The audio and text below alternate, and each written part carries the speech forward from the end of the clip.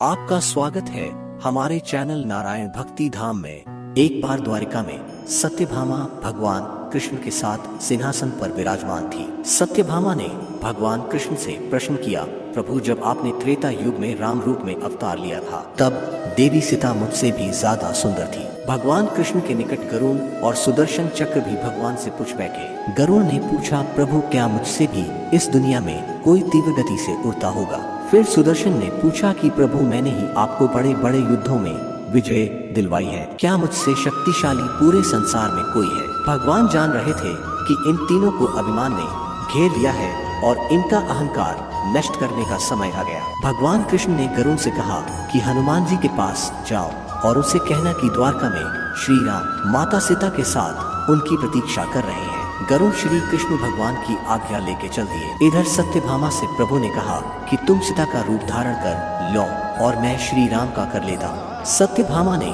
माता सीता का रूप धारण कर लिया और भगवान कृष्ण ने रामचंद्र का। भगवान ने सुदर्शन चक्र को आज्ञा दी कि तुम महल के प्रवेश द्वार पर पहरा दो और मेरी आज्ञा के बिना महल में कोई प्रवेश न करे। भगवान की आज्ञा पाकर सुदर्शन महल के प्रवेश द्वार पर पहरा देने लगे। गरुड़ ने हनुमान जी के पास पहुंचकर कहा कि है पवन पुत्र, आपको द्वारिका में श्री राम और माता सीता ने बुलाया है। आप मेरे पीठ पे बैठ जाइए, मैं आपको द्वारका शीघ्र ही पहुंचा दूंगा। हनुमान जी ने कहा कि आप चलिए, मैं आता हूँ। हनुमान जी द्वारका के लिए चल दिए। हनुमान जी द्वारका के अंदर प्रवेश कर रहे थे। चक्र ने हनुमान जी को रोका और हनुमान जी ने चक्र को मुंह में दबा लिया और प्रभु के सामने आके बैठ गए। ये देख करके गरुड़ का सिर लज्जा से झुक गया। भगवान राम ने हनुमान जी से कहा, मेरी आज्ञा के बिना द्वार पे तुम्हें कोई रोका नहीं। हनुमान जी ने प्रभु से हाथ जोड़ते हुए कहा कि ये चक्र मुझको आपसे मिलने के लिए रोक रहा था, इसलिए इसे मैंने मुंह में दबा लिया। हनुमान जी ने श्री राम से कहा